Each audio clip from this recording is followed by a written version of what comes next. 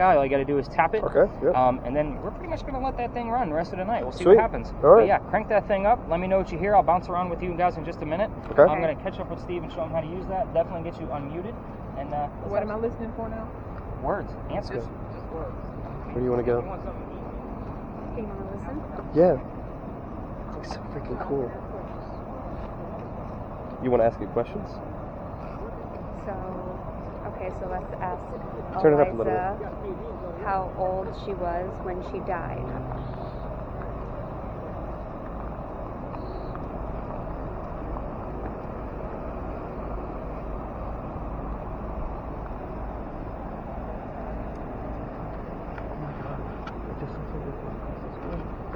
Really?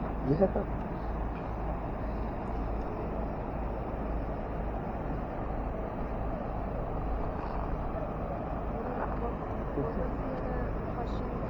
Who was the president at her? Yeah. At her funeral. At her funeral, yeah. Which president, U.S. president, was her pallbearer at her funeral? Which president was it?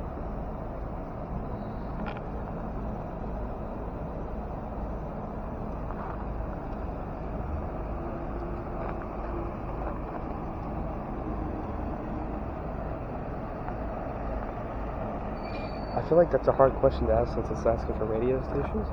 How about oh, what did he say? What was the plant that was sent by her father as a gift?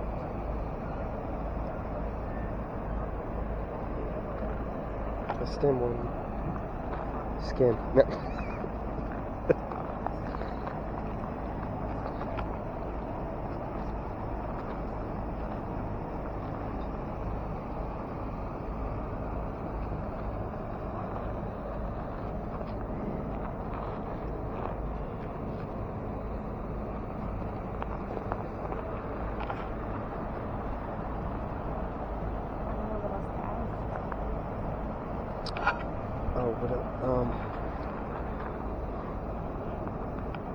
What is the maiden name?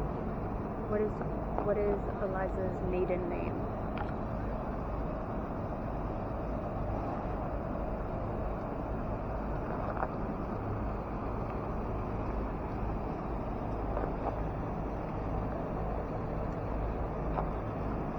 How old was she when she died? Eliza, if you're here, how old were you when you died? Ashley, have you heard anything on there yet? No. Okay. Are you getting the gist of how to listen to? Yes. Are you hearing noise? Yes. Okay. Just want to make sure. And it's Yeah. sweeping through the stations? Yes, it is. Okay. This is not an easy job. Just so you know, Yeah. some people struggle. Yeah. And there's some nights where the person who's had it,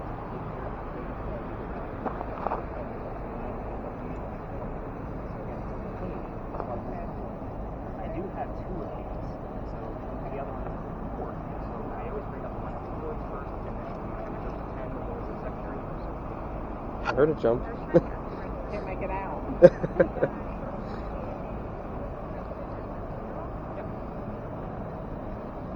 He was a pallbearer. Carrier. Pallbearers are the people who carry the caskets to the grave. It's almost like it's an honor. I was a pallbearer. Normally on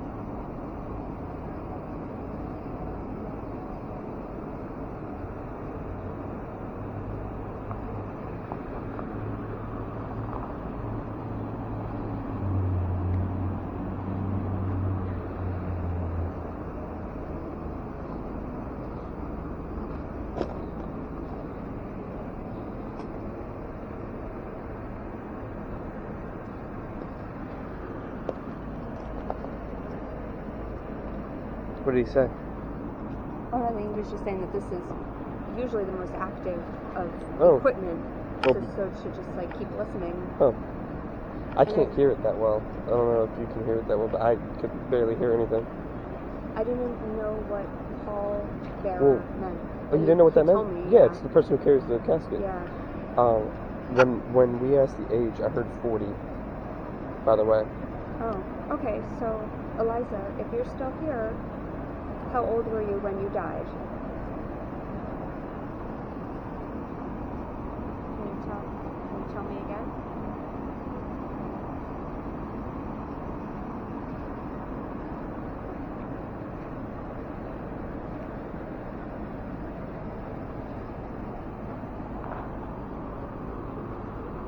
Let me see if it floats around your head. Eliza, if you're here with us, how old were you when you passed away?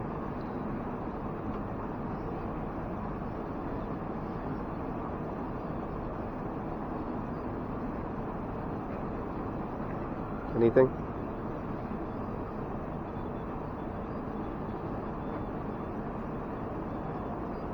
I hear it moving, like switching stations. I can hear it. Oh, you can? It's pretty loud now.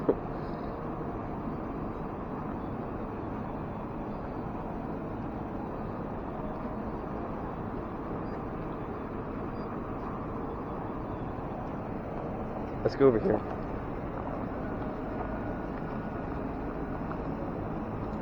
I feel like that's a broad question. That's about the U.S. president. Did he tell you which one it was? No. No? Which president was Paul Bearer at your wedding? I mean, at your funeral?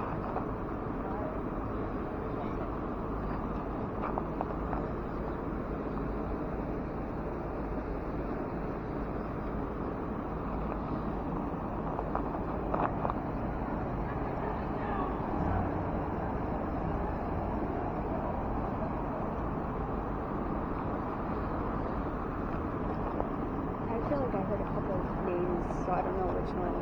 Like Walker or Justin. Well, there's Joseph. Hubert something Walker. There is a Walker? I heard. I don't think there's a. I don't know. I think there's a Walker. 15 degrees. Oh. Yeah, let's go to the gate. Let's go to the gate right here.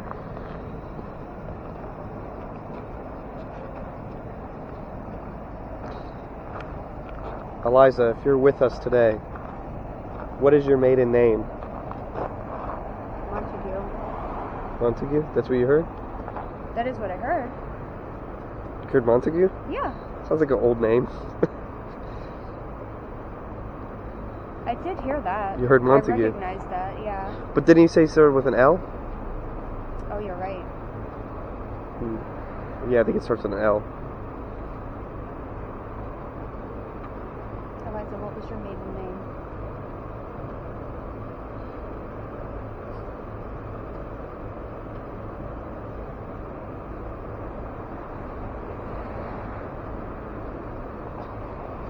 Eliza, how old were you when you passed away?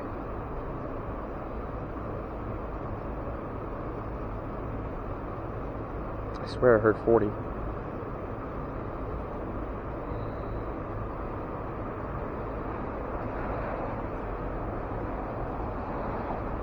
What do you think?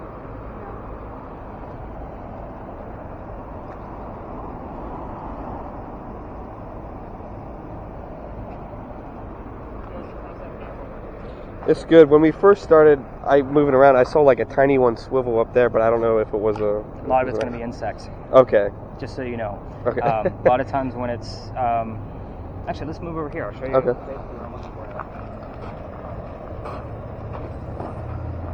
Let me bring up Facebook. Cause I And we posted heard 40 when we asked the age. I don't know if that's... it. You heard the number 40? Yeah. Okay. I don't have a tie to the number 40. Unless Okay. the number 4 shows up with it, and that would be the year that they were married. And Montague, but you said the last name started with an L, right? Maiden name, yes. Yep. Okay. Let's see. Well, you said what was her last Yeah, we didn't name? ask the maiden name. We just asked the last name. So this is probably the best one we have so far. It is. You're gonna watch coming over this way. Like that's obviously an insect, and I slowed it down so we could watch it. Oh wow. See how it changed direction? Yeah. So Yeah, this one was really fast. It probably wasn't anything. It was pretty bright too. Yeah, it was probably an insect then. It's the powder magazine. Yeah. The powder magazine. Oh That's yeah, where we we're went there ending during the day. Yeah, that's where we end up at. Let's see if I can show you the other one. Like it's not as large as that one, but it's still pretty cool. So it's going to be down here in the lower right. Let's see if I can fast forward this a little bit. Nope. It's real subtle. Oh yeah. Was that it? Yeah. That was it. It's real fast. Yeah. And the fact that it disappeared is you know what I mean? So, and that was slowed down too. I caught that while I was watching it in real time. And I'm like, That's oh shit. fast then, yeah. Yeah, I mean, I frame by frame by frame by frame by frame, so that way I could see how it moves. What's the shape? Does it change shape? Like I look at all of that stuff because this is what I do for a living. It's my sister's birthday, so we're trying to get her to get a sighting. Okay. Because she watches How old all are these you? shows. I turned 30 on the 11th. Okay. So, Well, happy belated. Thank you. Yeah. Let's see what we can I've capture. Always watch the Hopefully show. we catch something. Have you heard anything else come out of it? No, not really. Have you heard anything other than Montague that doesn't mean anything? No, she heard the I Montague, but she heard told Walker. me. Yeah, Walker. That was We asked the it. president, and I was like, there was a Herbert something Walker, right? But I don't We remember. were asking about the president. Yeah. Yeah, And you the said funeral, you I said heard none of us like. Walker. I'm a political science major, Oh, so I'll be talking politics. I hate it. All day long, I hate it.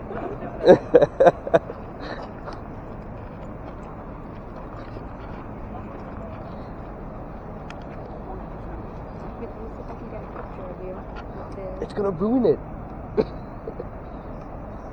I wanna do it like a normal No, I want it to get you like holding it so from the side. Oh, okay, So like you that. can like see. Do I need to be closer? Because I know the flash will probably... And turn it to house, all the way to house. Actually, I might ask him first. Yeah. It's going to scare away the ghost. Yeah. What's his Will it name? bother you if we take pictures? You have to call it by his name. Eliza? Eliza, if you're here, does it bother you if we take pictures? Would you show up in the pictures with us?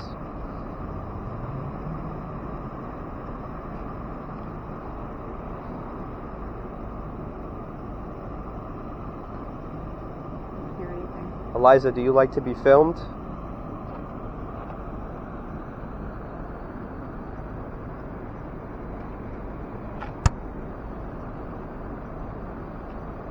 Nothing.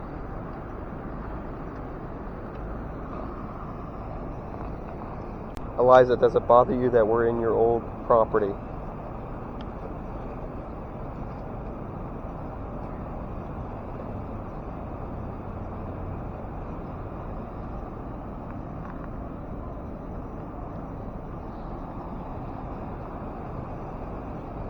Hear anything? Let's keep going. We said that's where we end up. That's where we're going to end. Yeah. We said we'll be right at the car. Yeah. And it's good that coffee woke me up. This is so cool.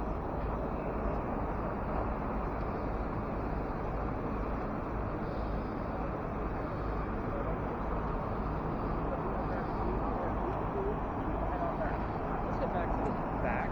I want to start getting you guys the answers. Does it, she was wondering, does it bother if we take pictures like once in a while? I Okay. have my Polaroid, but I can't turn the flash off. Will that ruin anything?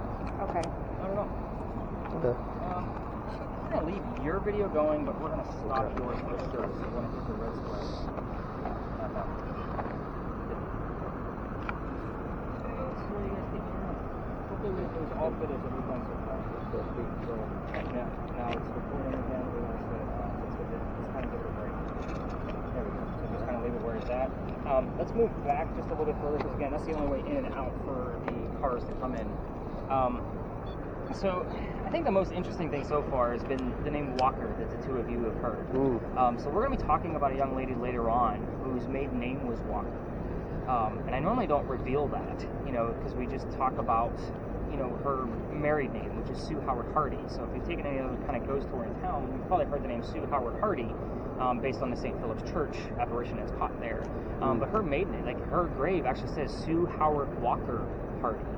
So it's just very interesting that you heard that over here, because we're still about 2.5 blocks away from that. So I'll be interested to see if something else around Sue, or even her husband Gaston, basically, however you want to say it, comes through on that. So it'll be very interesting. I had a couple of things come up as far as the word list goes. The word family usually shows up here quite often. It normally comes up on Ashley's spirit box, but we have it on the digital one for tonight. Again, that's really, really common. Family and home, just so you guys know. Obviously, we haven't heard anything come up out of yours yet. So again, 12 to 15 terms are about the average. So again, it might not just be here tonight. It might be wherever else we go. We went all the way to a 42 milligauss on the reader over there, on the millimeter. So that's pretty impressive. Like, that's good stuff. About the average here is about 20 to 25. So when I see things start to go above that, I'm pretty stoked. So I'm pretty excited about that. I know, like, these little things don't, all make sense yet, but again, we never know what's actually going to come up when we start reviewing the data the next day. The temperatures on the thermal imaging camera seem like they're awfully low. Normally when that happens, they're normally higher. So normally when they're higher, I just stop the video, allow it to recalibrate, and then it's back to normal again. But the sign, we kind of dove into it over here, the sign on the ground, it's reading in the negatives. So again, it's saying that the ground next to it is about 50 to 59 degrees, I believe it said. Yeah, I went back over there, I came back over here, still in the negative. Still in the negative. So it's just a weird thing, like to touch, like I would say that sign is probably about 40 degrees. I definitely would not say it's in the negatives. It did not hurt to touch it, just so everybody knows. But I am going to get you guys the answers. I'm sure you guys are all curious on what all these answers are. So the first thing I start off with is showing you what Eliza looked like, because you need a mugshot, so that way it's in the back of your brain. Let's see, where'd she go? We're going to do a couple of picture pages tonight throughout the different locations. So this is Eliza Lucas Pinckney. So the maiden name you would have been looking for was Lucas. So this is obviously the English woman that planted the indigo seeds, obviously the blue dress signifying the indigo. The first wife was Eliza Lamb, just L-A-M-B, just like the animal, Pinckney. So again, Lamb and Lucas were the maiden names there. It's interesting, you keep getting those flickering lights, which is very odd. As far as her age when she married Charles, she was 22, Charles was 45. So again, it doesn't sound so horrible when you hear the actual numbers. It's better than 12 and 25. That's all I gotta say. That's probably what it would have actually been. As far as, let me stop you before you go further. Sure. I don't know. I thought I heard when I was asking about what happened to the house, to the mansion, I thought I heard somebody say fell. I mean, I don't know what happened. And that's why I was asking you about the word ceiling, like what you were actually going about, because we do have the word ceiling on there, and that term has come up. You have ceiling and then the word fell. Again, quite a few minutes apart, but again, let's see if we can make some sense out of things. So this is the only picture of the mansion. This is after the Great Fire of 1861. So this is where you're standing right now. Again, the only photograph we have of the mansion, and it is from the fire damage. Wow. So again, the word here would be fire or anything relatable to a flame, and obviously this is it's a very odd picture just because of the way it sits. So it's kind of hard to determine. Like, I've come down here with measurements and old Halsey maps trying to figure out like the measurements of things and where things were. So again, it's very interesting that that's the only photograph that we have of the mansion. And every tour guide is going to tell you about a great fire of whatever year it happened in, because we've had dozens. Mine's the biggest. I'm going to brag on that. So you're standing on the green dot. That's how big the fire was. It went from one peninsula coast to the other. So it started up the street at the old Harris Teeter and came down here, did that little bit of fire damage that I just showed you, and then literally went to the other side of the peninsula. This was a giant fire. Over $7 million worth of damage back then, 1861. So again, I will always brag that my fire is the biggest, just because it is huge. Just saying mine is the biggest over and over and over again is a lot of fun. So, the wife hates some of these jokes, just so you guys know. She really does. She's been on the tour, yada, yada, yada. But anyway, let's get into the rest of these answers. So let's start with the children. There were 4 of them. So you guys heard the number 40 earlier. So that could be relatable. Obviously, we talked about they were married in 1744, or there was Charles was 45. So sometimes I've seen where numbers like match up on different devices. Somebody actually one night heard the number, or heard like an appointment of 2:30, and then somebody else heard the number 5 at the exact same time. This address is 235. So again, would have been the same address back then. But at any rate, so I digress. Children, 4 of them. You already know about Charles, right? Signer of the Constitution. Let's move on. Sorry, we're going to move on from the politics. Next one's Thomas. He actually fought in a Revolutionary War battle. Was shot in his left leg, was captured by the British. When he was released, he was left on a cane the rest of his days. So we didn't get anything relatable to Thomas. I'm just telling you the clues that I look for when we do get something in that kind of sense. The next child is the one I asked you not to poke the bear with. This is baby George. You can already kind of guess where this is going to go. Baby George didn't make it. He has no grave. He has no headstone. His death certificate has the same month and year in the same birth and death column. We don't know how old he was exactly, whether it was days old or weeks old. My guess is that he was weeks old because you can't name a baby until he's been christened in colonial times. It's just the way things went. So, with that said, the weird thing is my other theory is that they would have mummified this baby and kept him right here in the home, waiting for his mother to pass, so he could be buried with his mom. I can't prove it because you cannot Google mummified baby and not expect a phone call. And so, again, I can't prove any of it. It's just one of those theories of mine. It's going to get even weirder when we start talking about Eliza's death. One last child, though. Her name was Harriet. She married in Horry. Myrtle Beach, 2.5 hours from here, is in Horry County. You can imagine where she lived at this point. So, it wouldn't have been a 2.5-hour car ride for them to see each other. It would have been a lot of letter writing. So when Harriet does show up here, very seldomly we'll get terms wrapped around letter writing. So ink, paper, published, those kind of things. I've even had quill come up quite a few times. Again, you got to think of the times. So that's the 4 children in a nutshell. As far as Eliza's death, she was 70 when she died in 1793. That's a long time to be living for, a woman in colonial times, just so you guys know. She was going to Philadelphia, getting treatment for whatever they thought she had. Turned out to be breast cancer. We're going based off of her medical records now because they didn't know what breast cancer was in 1793. She's buried in Philadelphia as well because that's where she died. Should answer a couple of questions. As far as baby George, they would have transported that baby all the way to Philadelphia by horse and carriage if my theory is true from this space. I don't want to know how long that trek would have been. The other thing is, we're hearing, obviously, an empty lot and not a cemetery. Stories in a cemetery, the tour doesn't take you to actual cemeteries because there's not a whole lot of paranormal activity there, regardless of the cliche of what's actually out there. You're going to visit your mansion 400 miles away if you have one. Again, that's why we come to spaces like this. Anybody want to guess the pallbearer? Any history buffs at her funeral? Andrew Jackson. No. Way too far. 1793, right? Yep. Oh. It was. She died in 99. So George Washington, at his own request, to pay homage to Eliza, wanted to kind of, show his honor towards her based on her indigo helping get his country started. Not to mention the Pinckneys were pretty much all politicians. It's not like he didn't know all of his 13 governors. So let's just put it out in perspective like that. I did play a little subliminal trick on you. You guys ready for this one? You didn't even know it. When we got here, I told you I'm not going to give you questions like what color is George Washington's white horse. I do that on purpose. I want to put Washington in the back of your brains. Reason being is because I want to see who's going to be subject to subliminal messaging. Like, you actually went through the years and did it rationally, so thank you for that. Most people will guess Adams, and I'm like, yes, you all passed with a fail, because you gave me the wrong answer even when I asked you again.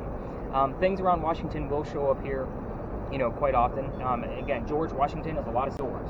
However, that is how I learned about it, was through that spirit box showed up twice in 1 week. I'm like, there's got to be a tie. I just didn't know what it was. I think I answered all questions. Did you guys ask anything rogue before I tell you what's going to happen next? Okay. This is an intelligent ghost. Basically, we can ask questions and get answers. The next space we're going to is not that way. It is what we call a residual ghost. Residual ghosts are basically a tape on loop, and we're just hoping to catch it. I will tell you, based on the loop that I actually see out of this location, it's about every 6 to 7 weeks, and right now we're in week 1. So am I expecting anything out of this space? Not necessarily. I'm still going to take you there anyway, because I could be wrong. You never know. My theories could be off. But a couple of things along the way. It's all about the spirit boxes from here to there because it is about 3 blocks away. We're not going to be recording anything along either. Actually, I want to just see what kind of breed.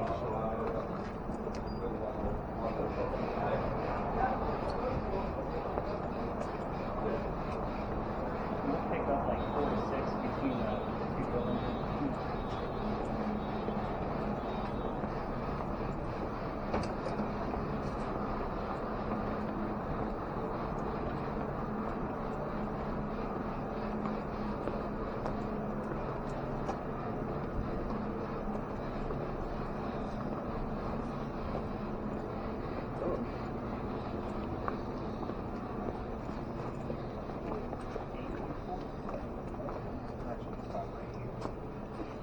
Get out of the restaurant's way. Catch up. Ashley, Joseph, anything coming out of yours? Nothing. Nothing out of the spirit box? That sounded like my name, didn't it? Yeah, I heard it back there before too. You heard it like on the way here? No, in the parking lot. I thought I heard somebody say Nick. That's not surprising. My name shows up pretty much everywhere. It's not like they don't know me. Have you guys heard anything along the way? Nothing that I could. Other than my name again just now? So normally, I was trying something a little bit new. I normally have you guys listening for names along the way, but I was going to try to not tell you that on purpose, so see what actually just popped up out of the norm since we're out of the loop. When we crossed that last crosswalk, we actually stepped over into the original Charlestown walls. That last crosswalk is where the wall used to be. It went up Cumberland Street, which we're going to go to that here in just a moment, but Cumberland Street is where the wall stood.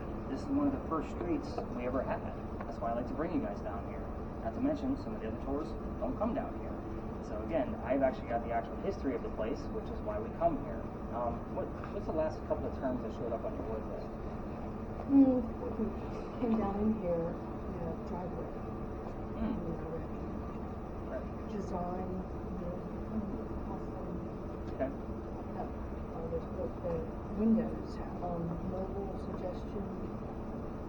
Okay, so we'll see if anything actually triggers with you. I have the full list of residents of every person that's ever lived down here. These two giant buildings obviously weren't here, little tiny shotgun houses. So the names I commonly hear every 6 to 7 weeks, Benjamin and John.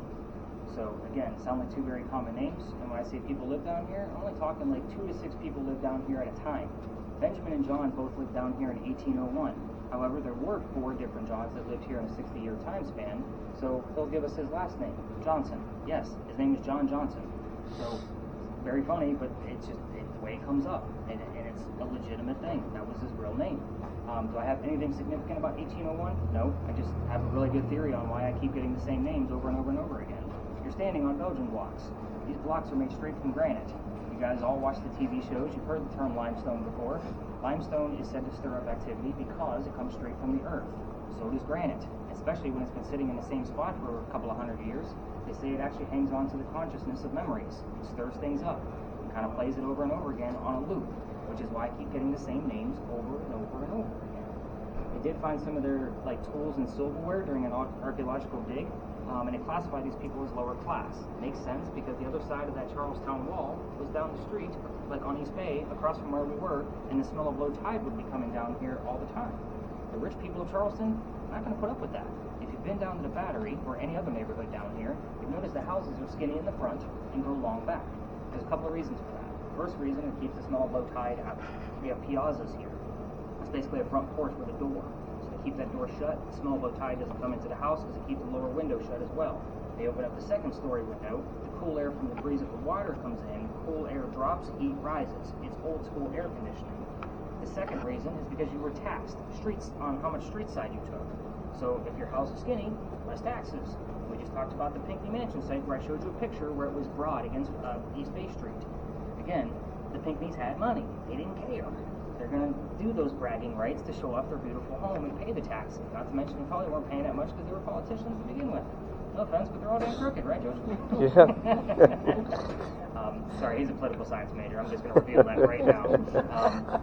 You shouldn't have told me. Sorry. Point him out all night long.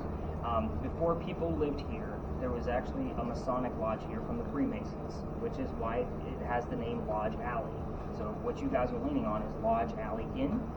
We do get terms wrapped around the Freemasons on the spirit boxes, including the term Illuminati. I got it 6 times last year. First off, who the hell is saying the word Illuminati on the radio? Second, why am I only hearing it in this space? Again, I've already had it twice this year and 6 times last year. So again, I keep track of this stuff, guys. It's weird stuff. I have to. This is a very interesting space. Again, I'm not expecting a whole lot to come out of it. That's why I'm kind of like not staggering like I normally would. But I will tell you what's going to happen through the rest of the night. We're going to be going to another alley. However, I cannot take you all the way through it. Why? Because I've been kicked out. Oh. Yeah, that's the fun part of the story.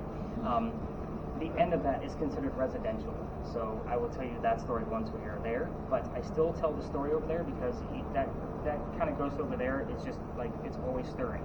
So the more we talk about it, obviously the more things we're going to get. We will probably get clues to that alley story through the rest of our time together because we're going to be relatively close to it for the remainder of our time.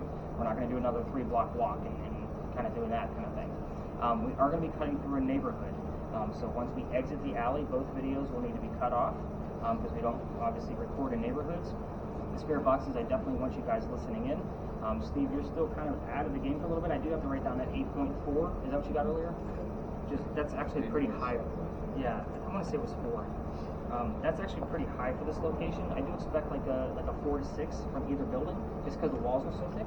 But he got an 8. What's weird is we've actually, and I normally don't expect any readings out of here other than those 4 to 6s. 2 nights ago we had a 14, and the night before that we had an over 30. I want to say it was like 30.4, 30.6, something in those lines. Like I was very like, are you kidding me? Like that's really high for this location. So maybe things are stirring up again, and maybe something else is going to happen where I get different names that start popping up through these spirit boxes. There is no Nick or Nicholas that lived in this alley.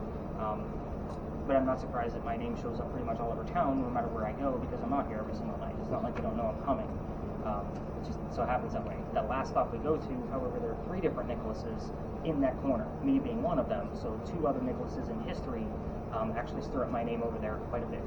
So we'll kind of see if my name shows up again. Just want to make sure you're still rotating. It's good. So definitely keep listening in.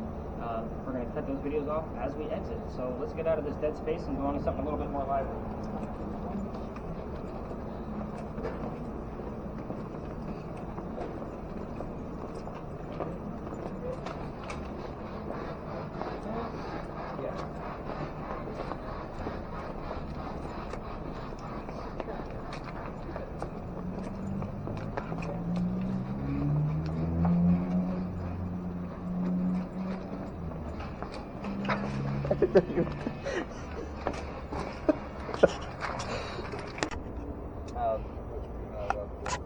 Yeah. So we are actually allowed to go down halfway. It's just not fair because remember the tours go all the way up to 20. So if there's 2 other tours down there halfway down the alley, it's not fair to them or us for my 10 to try to navigate around 20 to 40 because we want to explore the space. So again, I'd tell the story out here. It's crazy stuff because we're going to hear stuff from the story the rest of the night. We end right at the next corner. So, there's a couple more spots up in there. But anyway, this is Philadelphia Alley. It's easy for me to remember because that's where Eliza Pinckney's buried. But it's called Dueler's Alley back in the day, and we named it Philadelphia Alley after dueling became illegal and stupid. So we all tell the story of one duel because we can actually prove that it happened. So let's get into the story. I'll slow down on the key words for y'all. There's a doctor that moves down here from Rhode Island. His name is Joseph Brown Ladd. So he moves down here because his fiancée Amanda just inherited a bunch of money from her dead parents. She has an attorney helping her out with all of this. We're going to be a little bit more discreet with people walking by. Yeah, you're just going to basically, there you go, perfect. So, where was I? Oh, the attorney. The attorney thinks the doctor's just after cash. So he tells her to get rid of the doctor. To prove that he's not just after money, he actually moves down to Charleston. So the coachman that brought him into town set him up to be robbed and killed. It wasn't a very good start to his stay in Charleston. Somebody walking by with the name Ralph Isaacs. We're going to stop on Ralph for a second because Ralph has the same initials as where the doctor came from. Y'all are ghost hunting. I don't just tell ghost stories. So Ralph Isaacs, Rhode Island. R.I. shows up here all the time. But which main character does it belong to? That's why I need a secondary clue from y'all. That's where it comes from when I'm going through the devices. But when R.I. shows up, I'm pretty excited. Sometimes I just get the letter R. But anyway, back to Ralph. He tells Dr. Ladd, "You don't want to stay here, dude. He didn't say dude because this is 1700s, but he said he's got a gunman inside. He's going to try to kill you and take all your cash." He's like, "I got some friends at 59 Church Street. That's right up the road. That's the next corner. You can rent a room from them and you'll be safe." So the doctor takes him up on the offer, and Ralph and Dr. Ladd become friends. The doctor's practice starts to take off. He's making his own money now. A man is moving down soon. He becomes known as the Whistling Doctor. Every haunted city any of you will ever visit in the future. The rat. I'm sorry. I mean, I I'm lived looking in for ghosts. DC, I'm sorry. near DC. He's and going I to only show up see- on your camera now. So, every haunted city you guys will ever visit in the future has the cliched whistling ghost. Ours is a doctor, just roll with it. So, I bring that up on purpose because it is very cliche. But anyway, Ralph and the doctor go see plays together, but they cannot sit next to each other because the doctor makes more money. He gets better seats. That's just the way the hierarchy works. On the way home one night after seeing William III from Shakespeare, they're arguing over the new actress. The doctor thought she was fantastic, Ralph not so much. Ralph then starts insulting the doctor's fiancée, Amanda, back home in Rhode Island. They obviously get very heated with each other, it gets ugly, and they go their separate ways. Ralph is from here. His friends at the newspaper. Puts an ad in the newspaper telling the whole city of Charleston what he thinks of the doctor. Not a very cool move, but he does it anyway. The doctor sees the ad and he rebuttals with, "Let's go to Jeweler's Alley. We're going to settle this," meaning somebody's going to die. So they come down, they take their 10 paces, they turn, the doctor points his gun in the air, and he shoots. He did not want to kill his friend. He just wanted to prove the point that he had the courage and bravery to show up to the fight, which is often what happened at a duel. But Ralph gets his one shot. Sorry, Jimmy. He puts it in the kneecap on the doctor. The doctor doesn't die either, but Ralph proved his point that he's still pissed off and he's not willing to forgive. The doctor falls to the ground, but his friends pick him back up and they carry him back home to 59 Church Street, where he dies 10 days later after refusing medical treatment. You have to remember, he's a doctor. Probably tried to bleed it out himself. So, they say, as you walk through this alley, you can hear the whistles from the doctor. If you go down there without me, tour guide, and turn on your voice recorders, listen to the recording later. I want you to keep in mind that every local knows the story. Anybody walking up and down Cumberland or Queen Street on the other side throws a whistle down the alley every single time. I do it every single night on my way back to my garage. It's right above the Scotchman over there. We end right there. I have to pass the alley to get to my car. When my daughter's on the tour, we race to see who's going to get to the alley first and kind of make a fun thing about it, but she doesn't realize that I can whistle while I'm talking, so she doesn't realize as I keep talking really fast that I'm going to whistle anyway. So anyway, that's the whole ghost story that goes on down here. They also say you can hear gunshots, but I don't have any proof of that. When I used to take my tours all the way through, I do have some I can't debunk, so take that for what it's worth. I will tell you that there's certain songs that have whistling in them that like to show up while we are standing here. So, just so you guys know, there's a couple of them. I can't think of them all. Guns N' Roses, Patience has that whistling in it. That shows up here all the time. In that Maroon 5 song, I don't know the name of it, but it has that whistling that goes along with that. I don't know the name of that song either. So, again, take that for what it is. But let's get into the fun stuff of how I got food out of here. Right? That sounds like fun. So, this alley didn't always come all the way through. So, I used to show off the bricks on the other side because they're older. Those are sun-dried bricks from slave children. There's one full handprint and fingerprint swipes from those slave children, basically turning those bricks, keeping them baked in the sun. The handprint is something to see for yourself for sure. However, it is at the end of the alley, and it used to be everybody wanted to put a spirit box or some kind of camera or an EMF or something nearby. And I always tell people we got to keep moving because this is somebody's house right over here. Well, one night, November 26th of 2020, yes, I remember the date. You're going to realize why here in a moment. The gentleman caught my entire team of 10 staring at that brick right outside his dining room window. He was not happy with me. I got a phone call. The next day was Thanksgiving. So that was November 27th. That's the reason why I remember it. The day after that, I had another tour fully booked because obviously I didn't work on Thanksgiving. November 28th, I get a phone call from the tourism office asking me to go down halfway like everybody else or reroute. I decide my tickets are pretty cheap. I'm still learning this rope of tourism. I'm going to reroute and see what happens. I tell my group of 10, we're good to go. That's the second time I got it. After he came through all over a wreck. Great. He's leaving rats. It's running on rats. We're getting tired of the wheel. So, at any rate, so I decided I'm going to reroute, and before I tell anybody what we're going to be discussing at the next stop, somebody hears the name Anne. I didn't even tell them we're going to be discussing female pirate Anne Bonny. We get there, I tell what I do know, which was very little at the time. Somebody else hears the number 300. They have no idea what the hell the number 300 means, but again, that's why I love to research. Turns out we were there November 28th of 2020, and Bonnie's trial for piracy was November 28th of 1720. We were there on the exact 300-year anniversary of her trial. So I've been back there every night ever since, and I will tell you that our last stop is a hit or miss. We either get a lot or we get nothing. And I hate to end a tour that way, but you guys learned a shit ton about devices that you will never probably handle again. Not to mention you've heard some really weird stuff come out of it. So here's what's going to happen from here. We're going to go up and around the corner to St. Philip Cemetery. You guys are going to continue listening to your spirit boxes. Those of you recording video, continue to do so if you'd like. I'm good with that, because it is a very popular area. Spirit boxes, I want you to tell me what you hear along the way, and we'll kind of see. There's like 15 stories on that corner. This is where I let the evidence kind of steer me in the right direction. If you don't give me anything that's relevant to any other story I'm going to already tell, it will tell the 2 stories to get us prepped for the pirate story at the very end. Is that fair? Yeah, again, I like the evidence, take us somewhere that may lead to a different spot. So let's keep rolling. What do you think? You've been pretty quiet tonight, man. Even though I've been heckling you a little bit. Normally it's the other way around. I'm the guy that ghost hunts for a living. You think I don't get heckled?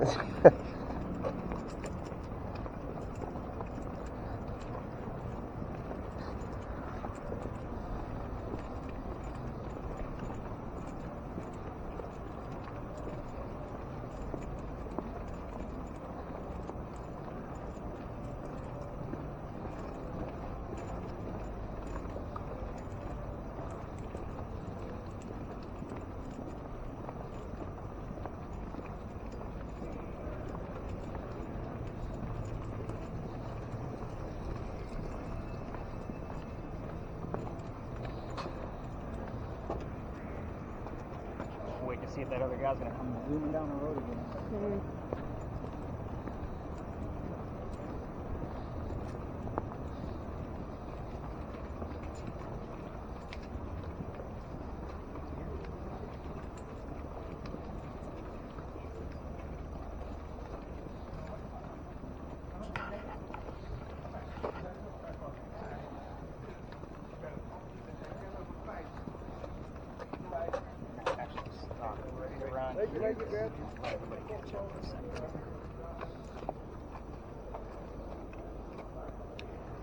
So I'll wait for Jimmy. So I stop here for just a moment before you guys get to actually have a seat, because yes, you came here to work, and I'm going to give you a break because I'm a great employer. That's the wall over there. Did you hear something? I did. Before we turned the corner, Yeah. I heard gun. As we were coming across the crosswalk, I heard it again. And when we passed that door right there, Yeah. I heard doctor. Can't make this stuff up, guys. Hopefully it'll be on the audio. Were you still recording? Mm-hmm. Nice. Good stuff.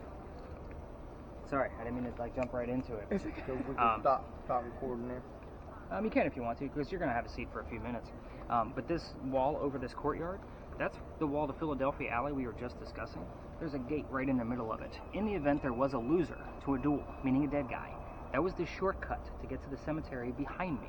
Remember, the alley didn't always go all the way through. Otherwise, they'd have to go all the way down to Queen Street and loop around to be able to drop the body so they could go celebrate the winner. This was much quicker to not have to carry that dead weight so far. But not everybody knows whether that gate is there. However, it does have a wrought iron, gate on it, and it does stay locked. If you're walking down Philadelphia Alley, that's the death gate, just so you know. But go ahead and have a seat. That was actually really cool stuff. That means something else is probably popping up on Ashley's device. So I'm listening. it's not easy. No. Again, and everybody's going to realize it when they get the recording back tomorrow. Yeah. Yeah, let's go ahead and put you on mute here. So if we heard anything else, I haven't taken a look at your word list. Let me take your phone from you for a moment. Every ghost tour likes to stop up at that, and I let them have it. I'm going to tell you why in just a moment. You know where soccer came from? Again, random bullshit, right? It was on where for the longest time.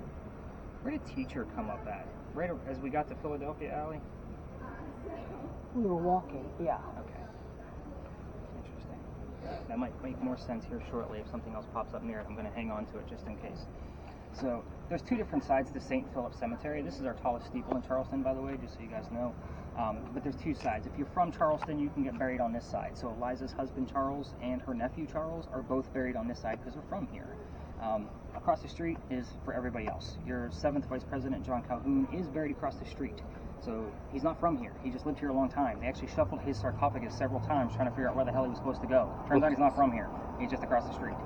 From Clemson. What's that? He's from Clemson, right? I don't know for certain, to be quite honest, because I want to say, because his mom actually has a memorial. She has 2 memorials here. Because I think his mom was from here, but I don't think he was born here. So I think she gave birth to him elsewhere. Very interesting that you would know that, though. He has a house up in Clemson. That's why I go to school up Okay. over there. So. Interesting. Yeah, he's not a very well-liked man down here. No. No. No. But anyway, but they're all up there. They're staring at a sign inside the cemetery. It says, "There's no ghost here, but the Holy Ghost." There's a reason for it. So first off, I'd like to point out that there's a light over the cemetery. You can see all of our crooked trees back in there. That light is pointing at that sign on purpose so that nobody tries to recreate what actually happened. So here's what happened. You ready, Jimmy? He's like, let's do this. A young lady named Sue Howard Hardy. We talked about her name earlier, but I also want to point out that we just discussed initials. So with Ralph Isaacs over at Philadelphia Alley, Sue Howard Hardy. It's cheesy, it's campy. I hate telling you, but I've seen it and I've heard it for myself, so I can't make this shit up. But anyway, Sue Howard Hardy dies 6 days after her stillborn child. That's the end of her story. However, in 1987, 99 years later, a local photographer is taking pictures of our beautiful cemeteries. He's going to put a book together, basically. He captures a full apparition in one of his photographs. He can't figure out what's going on because it's 1987. He doesn't have the tech that we have now. He sends it to Kodak. I don't think I have to explain what Kodak is to this group. That's really cool. You'd be surprised. So Kodak doesn't know what's going on with this photograph either. However, I'm going to show you this photograph, but it is cursed to females. It's part of the reason why I give you the heated warning at the beginning of the tour. Females that basically handle it in a digital format, even a tablet or your own cell phone, same symptoms: headache, nausea, dizziness. Pregnant females probably not going to have a good pregnancy based on the gist of the story. So again, I'm not going to be the guy where somebody had a great vacation and then 9 months later I cursed their family. So I don't want to Steve see thinks it. every one of my jokes is funny. I think it's hysterical that he finds me funny because my wife does not. So, see, he's laughing again. So I'm going to go 2 by 2 by 2 so everybody gets to see the picture. As long as you don't handle it, you'll be just fine. Oh, okay. So this is the full photograph he took. Here's your apparition. You're looking at her back. These are her shoulders, the top of her head, and then the baby basket next to her. And yes, that is her grave that she's praying over. This is probably another instance where the baby is probably buried with mom. So, full picture. Apparition. Those are her shoulders. And then the baby basket next to her. A lot of people miss the baby basket at first. But when you zoom in even closer, even on a computer, you can see the weaving of the basket. What's her name again? Sue Howard Hardy. So there's the full picture. That's her in the 1800s. And then there were her shoulders, the top of her head, and then the baby basket is next to her. Like she has a shawl. She's already buried. Yeah, this is 1987. You have to have the subscription anymore. She died in 1988. So, that's the first photo. 1941. It's their only show. Huh? I heard 1941. If it does become free and clear up there when we're across the street, I tell people using the cameras, if you want to go back across the street to go get some footage, you can. Just stay out of the way of the other tours. But again, it's their only show and tell. You guys are obviously using your show and tell, so I just let them have it. But I still tell the story because things still pop up around Sue. In the event that something comes up around in your evidence with Sue, your link to be able to verify that will have a warning on it. It'll say warning cursed photo, just so you guys know. That way you guys don't click it accidentally. Let's get your mindset going on pirates, shall we? There's a lot of piracy here, and by the way, I am not a pirates person. Again, I was forced to come up this way. I'm a vampire guy through and through. Pirates were not my thing. That's the ex-wife. I don't like to think about pirates, but let's get into that, because there's a lot going on here. You guys see the burning gas lamp off in the distance down there? So that's the pirate house. You can't miss it when you're walking around town. It's got a big anchor on the front of it. However, somebody does live there, and don't go in his backyard looking for ghosts. He also gets mad. Don't ask me how I know. But that's where Blackbeard's men would come off their ships. They'd have a place to stay. They'd meet with a few ladies. They dug a tunnel underneath the pirate house going 1 block away to Dock Street Theater. At the time, Dock Street Theater was called Planters Hotel. It was a whorehouse, a playhouse, and a hotel. I'm talking pirates. The whorehouse was the attraction. But they'd also go there for the playhouse. Pirates were our first stagehands. So they would go there to work in between bartering with the locals. Sorry, I was trying to figure out which way you guys were going to go. I work there. I'm the one who She said she was going. So that's part of the reason why they would go there. Now the funny thing is that tunnel was just filled in the 1990s. This was not a myth or a rumor. The rumor is that Blackbeard buried some of his treasure there. And I call bullshit. Why? Because we know that treasure is in North Carolina, not South Carolina. So it's not buried here. And the other rumor about that particular tunnel that they dug is that it went all the way out to White Point Garden as a way for pirates to sneak into the city. I find that also a little hard to believe based on the length of it. If you know how far inland we are right now based on the tip of the peninsula, that's a long way to go. I doubt that a crew of, 30 to 50 men, maybe, would be digging a tunnel that far just to be able to sneak into the city. So, very interesting. You're looking at me kind of like, wow, this is weird stuff. Just listening. All right, let's get you guys up off your butts again. We're going to go across the street for our last final hurrah. Let's see what we got going on over here.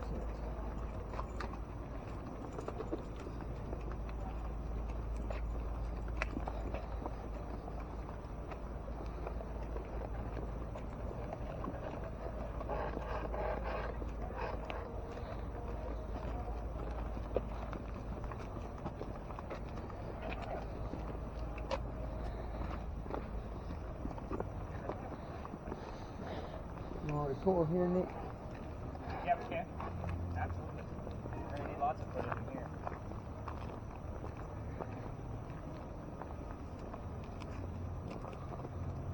So between this space and the cemetery across the street, after I give you the history of this location, both cameras can explore either way. If they want to exit the lot to go to the front of the powder magazine, you can, or you can go across the street to St. Philip's. Just don't interrupt the other tours. It's kind of, the rule of thumb.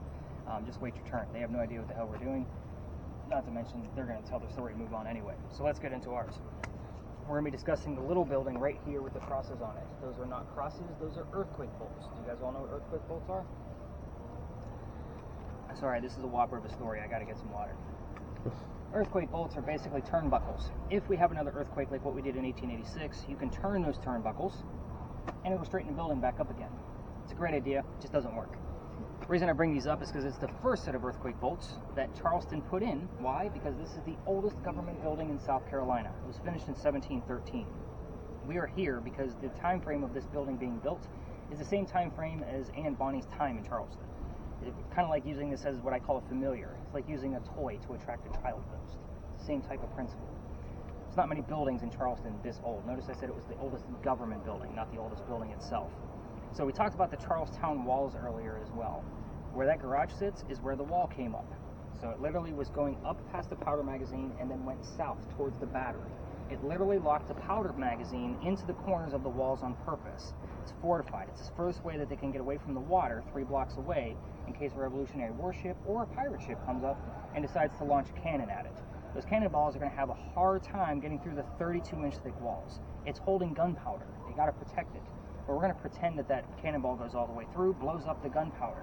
There's sand in the roof from the early 1700s that's supposed to go up with the explosion of the gunpowder and fall to put out the fire of the gunpowder. That's another great idea that doesn't work.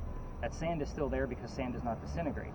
The reason we know that that idea doesn't work is because we had another magazine closer to the tip of the peninsula. It did get attacked, blew up, sand in the air, building fell and burned to the ground.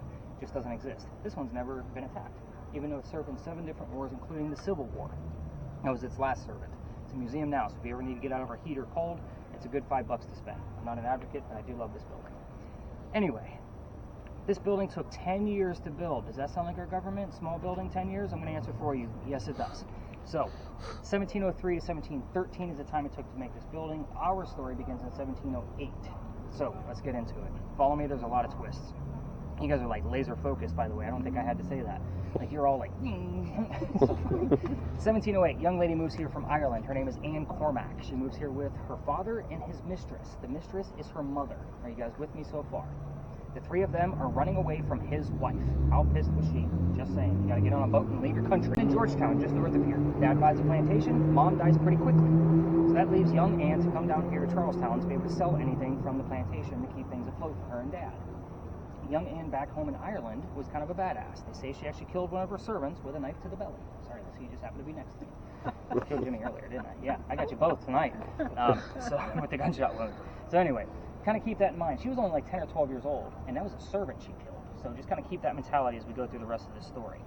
So we're going to fast forward. The building's done in 1713. In 1715, pirates are coming through town. Anne is stoked. She's going to fall in love pretty quickly. Guy number 1. I'm going to keep tally. Guy number 1 turns out to be James Bonney. You guys all see where this is going, don't you? Dad doesn't approve. He's a filthy pirate. They run away to Jamaica. They get married. Anne Cormac becomes Anne Bonny, your most famous female pirate of the Golden Age. When they get down there, this is not the swashbuckling, rum-drinking kind of guy that she was hoping for. This is a privateer. He's a spy for the British. In her eyes, he's a coward. This is not who she wants. A few years later, she falls in love again. Guy number 2. Guy number 2 turns out to be John Rackham, a.k.a. Calico Jack. Did you hear the name Jack earlier? Yeah, that's so. So, Jack has his own ship, and Anne wants to be part of it. So, you cannot put a girl on a pirate crew. Girls curse pirate ships. I don't know what's with my tour and girls and curses. Just happens to be that way. So he makes a deal with her. If you dress like a guy and hide your gender, you could be part of the crew and be a female in my quarters. He's the captain. That's the way it's going to roll.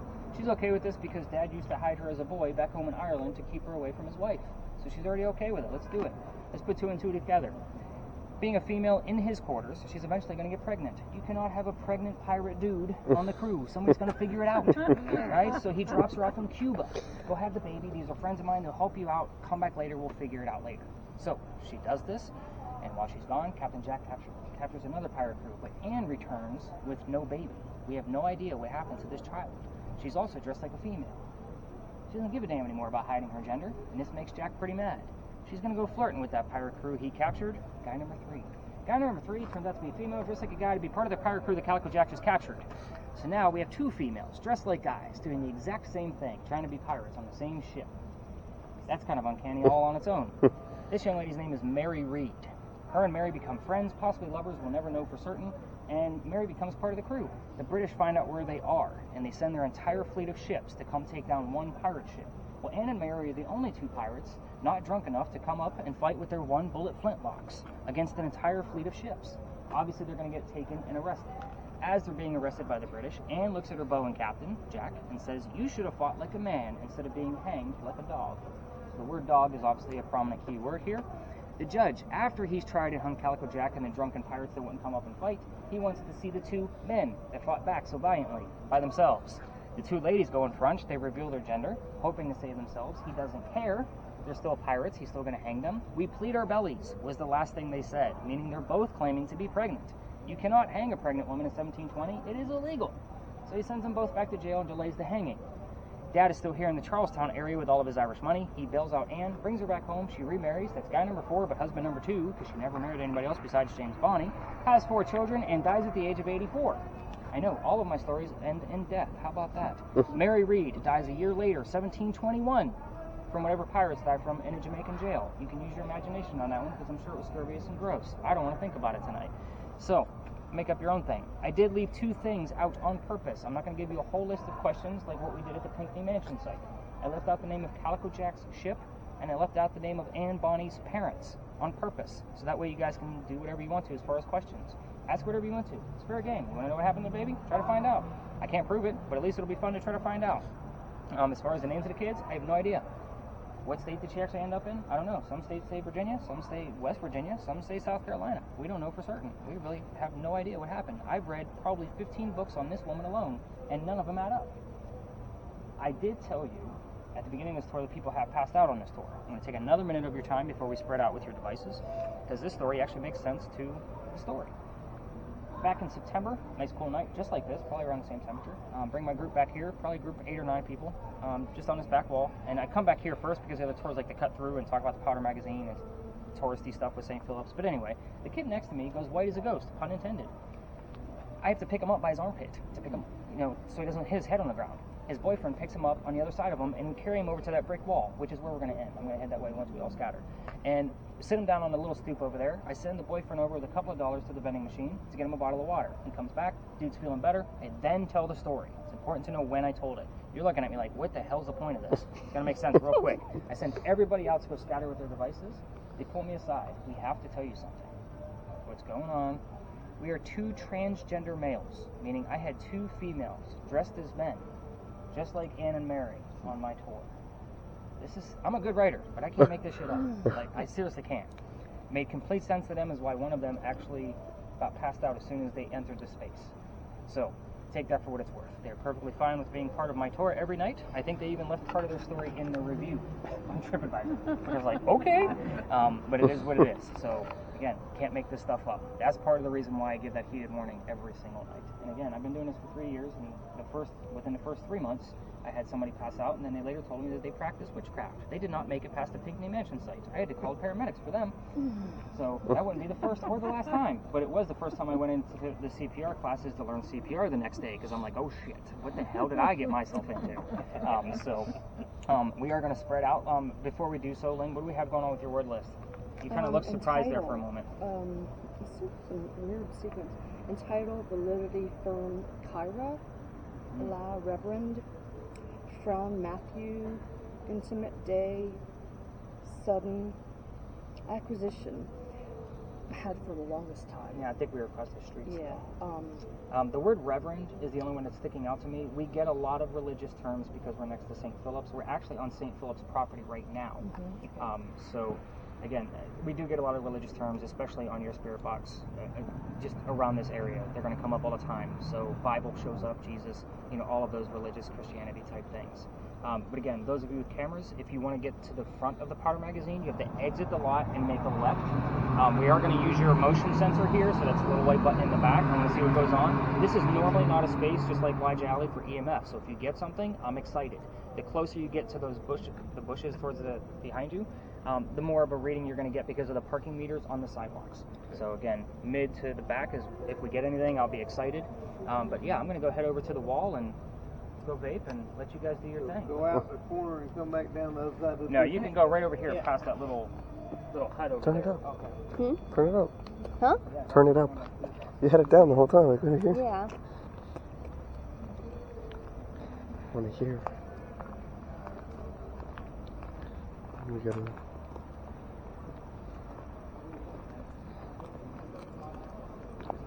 You want to ask it any questions? I can't remember. What was the name of Calico Jack's ship? Yeah. Turn it up.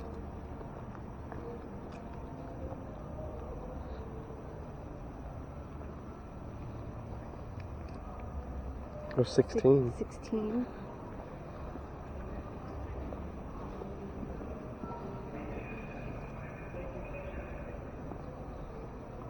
Oh, what was the...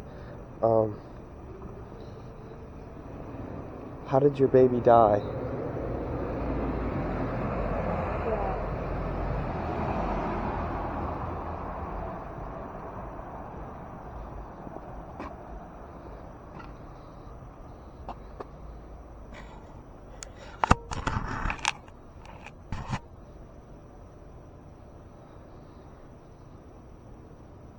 What was the name of your pirate ship?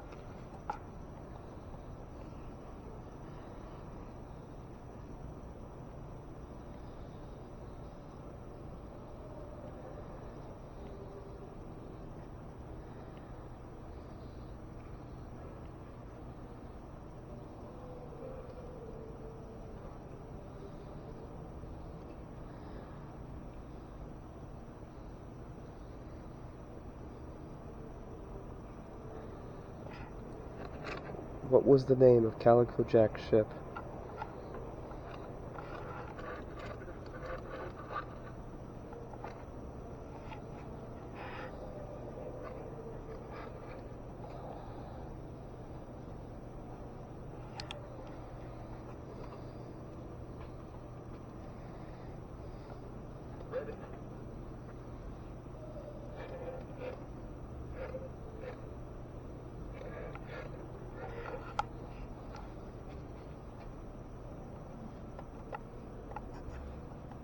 Picture of me?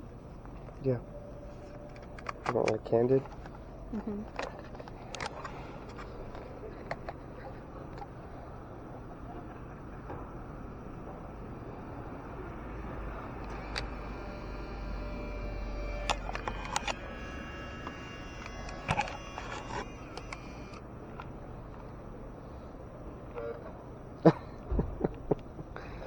Oh my gosh. What is that in the corner? What is all that? I don't know.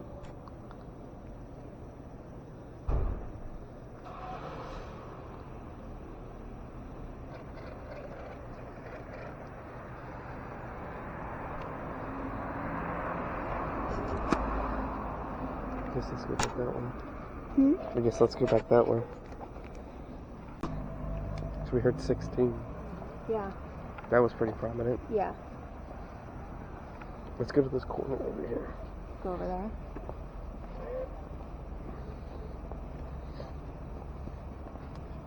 Second time I heard read. I thought it was a diamond. Maybe it's a diamond, but I wasn't listening, so.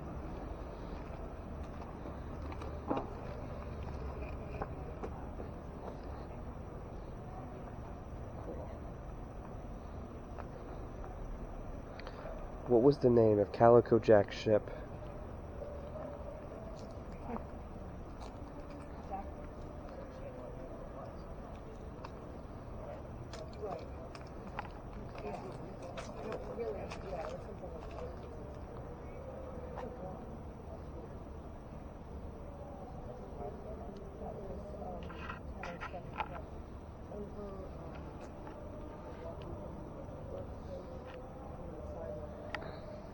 I wonder if we can go to the cemetery. You want to go to the cemetery? Mm-hmm.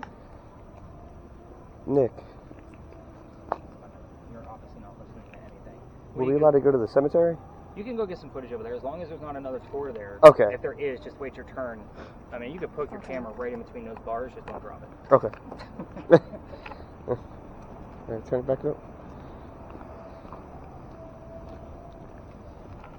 You can take a selfie at the cemetery. That's scary. I don't know if I want that. Right?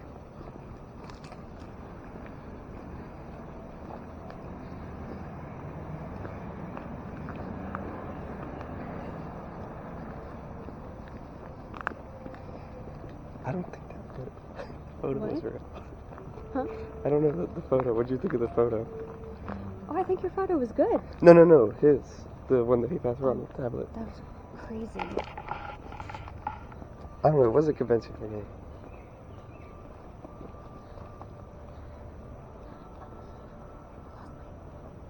Oh, look at this. Oh, yeah. This will get something. Oh, yeah. This one. Let me see.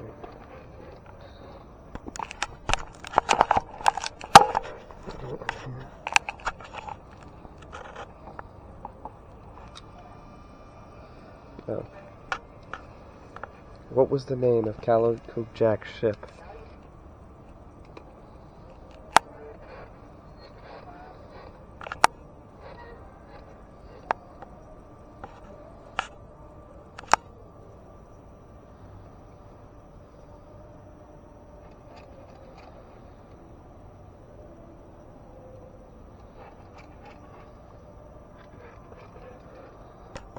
Should I try to take a picture inside the cemetery?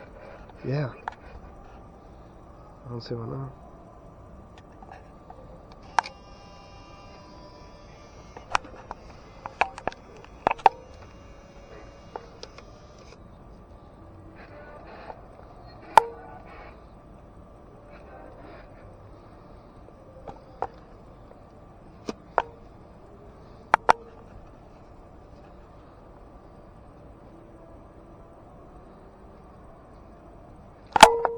Oh, it's just a bug. Hmm?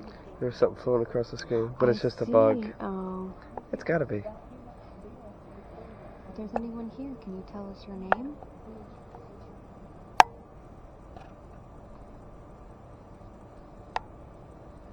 Ben? That's what I heard too.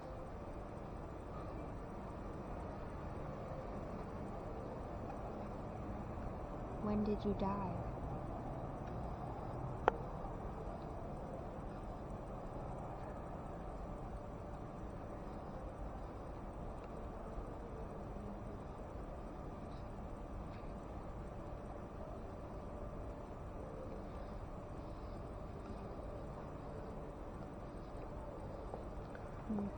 If there's a Ben here, when did you pass away?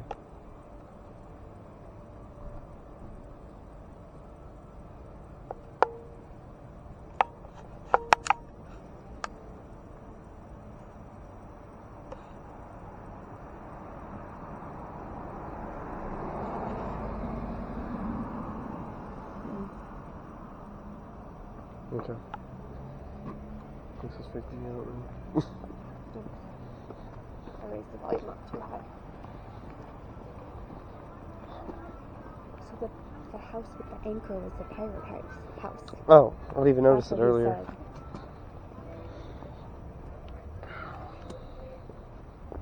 Oh, they're over there. What did we hear? We heard 16 first, we heard 16. and we heard Ben. Ben? Yeah. We had asked about the ship when it said 16. We were Yeah. over there at the cemetery when it said Ben. Okay.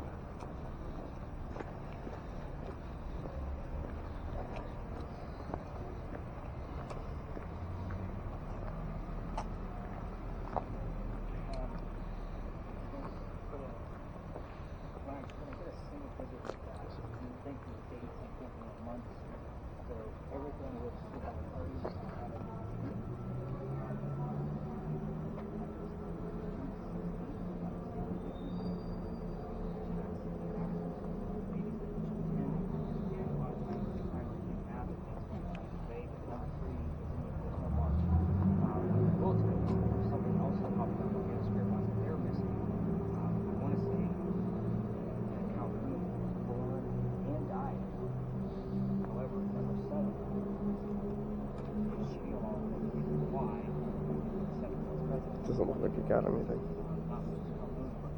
That's cool. Were you blowing? Oh no, you're just closing it. What was this one? Nothing? Graveyard. We're gonna have to look at that later.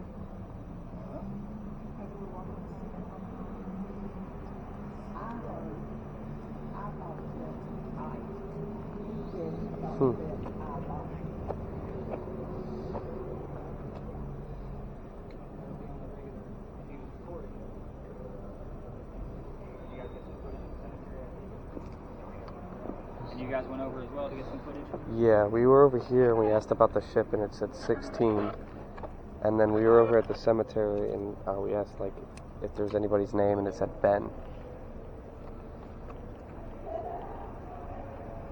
So Ben, I normally expect at a lodge alley. Mm.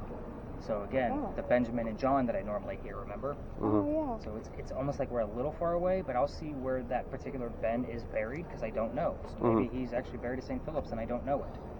So I'll definitely, I mean, I have all those records. Obviously, I could just deep dive into it and see if maybe he's actually buried there. Wouldn't that be some shit, right? Yeah. I mean, you guys got to teach me something. Those are the nights, like the mornings that I love, where I'm like, I'm not just dropping links because I know where they're all coming from. Yeah. It's like when I have to research and dig a little bit further, that's where I get excited because that's obviously the writer in me coming out, like, oh, I get something new, you know. But you guys read it, and even the way that is said, like, I wish you would have read it, you know, like read a book. That is still spelled the exact same way as Mary's last name of Mary Reed. So again, it's a stretch, but it is in the same spelling. To me, I have to think of things, I mean, they're phonetically sounding, it's not the same, but the spelling of it is. So I have to look at both phonetic and lexicon to be able to figure out, is this a legitimate thing? Now, if we get, obviously, Mary or 21 or something along those lines, then I'll put those two pieces together. Right now, it's just a vague clue that I'm stretching to make work, and I don't want to do that. Right. Well, when I heard read it, we were standing right in front of there, and then read as we were walking back right here. Interesting. Wish you would have heard read about the big red barn. That would have been cool. Yeah. Yeah. So also with these Are you types of colorblind? no, Because I was looking at a white barn and you was talking about a red barn. It was It's behind red. you. It was behind you. you were looking at a white storefront. Yeah, there you go. Just trying to pay attention. It should have been red in your camera. I got you on that one, didn't I? As far as your spirit boxes, I want you to keep in mind that as slow as that one is when you get the recording back, what color is the big red barn? Rudolph the red-nosed reindeer. I don't need Rudolph the nosed reindeer. I just need red. So there's going to be terms in there before and after what the convey message should be. Okay. We've already seen your crazy readings. Did you get any actually things on your screen or just the colors on the antenna? Just close. Okay. And any other terms coming up out of you? Field. Brave, legal, backyard, conviction. Conviction works, doesn't it? for sure. Interesting. 90. That 90 though, I gotta. No way. So you have 90. Who heard 3? Me. Where did kind of- 90 pop up? We had 16. So, The 16 is probably when she met James. Mm. That's the tie I'm gonna put to that. okay. Oh. Before, Hang on. There's too Look many out numbers here. that could tie in. because these last like 6 words came up. So here's the ties that I'm looking at. So we have 16, 93, right? 93. 90 and 3. Mm-hmm. So 1690 is way too early for Anne Bonny to have been born. They say she was born between 97 and 99. So again, but the other thing that gets me is the 90 and the Eliza Lucas around this area because her husband's buried right there. When did she die? 93, 1793. So it's a stretch. I'm going to see if something else around Eliza's showing up, but I've been getting things like plants, digging, wife, those kind of things around this area. And Eliza's name showed up. That was Friday or Saturday night with all of those extra terms while we were standing pretty much right next to her husband's gravesite. Mm-hmm. So again, is he still giving me kind of weird vibes coming from that? I don't know. Again, I'm going to see what kind of goes on. But I am excited about that. The 16 is probably about the same time frame that Anne Bonny met James Bonny. So again, she was about 16 years old. Some stories say she was about 13. I don't know. There's all kinds of things going on with that story. And there's so many holes. And none of it can be really proven other than the 2 things that I gave you. So let's get into that. So let's move over to the wall so I can set the bag down.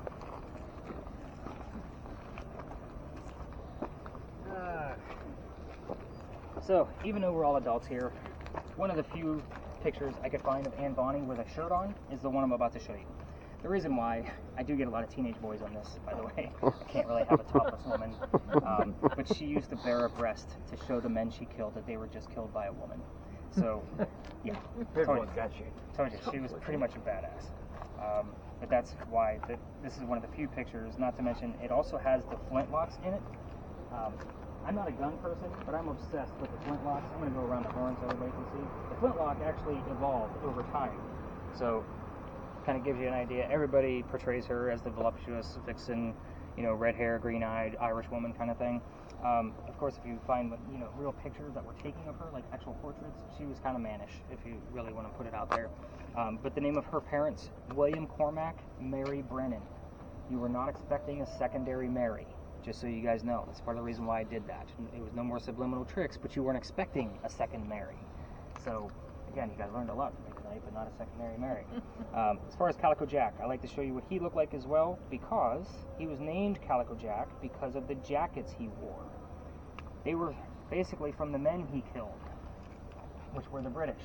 He was a very young, dapper, filthy pirate. So that's why they called him Calico Jack. He wore very fancy coats. The name of his ship was the Kingston. Do I expect Kingston to come through a spirit box unless it's Lisa's over there? I expect the word King to come out, and that would suffice for this location. Like, I would be good with that. We do have the name Jack. We do have some weird things that happened, like kind of scattered a little bit.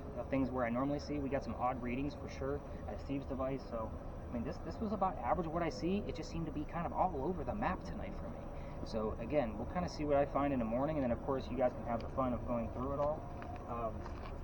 Now, I'm going to stop the audio recording at this point, and that'll kind of give me a gist of how much recorded data you're going to get back. And I don't pay attention to time, in case you guys didn't notice. Like, I just go. If we get a bunch of shit, we get a bunch of shit. We stay and hang out and see what else is going to come up. I hope my language didn't bother anybody tonight. You guys seem like you're pretty cool and hip to stuff, so I was like, yeah, the hell with it. I'm going to go with it. I'm going to be me. You guys are here talking about death. I only watch my mouth when I have folks on the tour. So 2 hours and about 4 minutes. So that's going to give you, that's going to give you a good 7 hours worth of recorded media, plus all of my notes and all of the links I'm going to give you back. You've got probably a 10-hour workday ahead of you. That's what you guys paid for. So, but yeah, this was a fun group. Thank you for allowing me to be a little bit more loose than what I normally am. But this was, when I get a group like this that's very in tune, I don't think we had a skeptic among anybody here, unless somebody wants to admit that they were. I normally call them out by the end. But yeah, you guys were pretty much in tune. The word list is it's a weird mixed bag. I'm always curious to watch the new Phasm Cam to see what's coming up out of that. You can stop that video.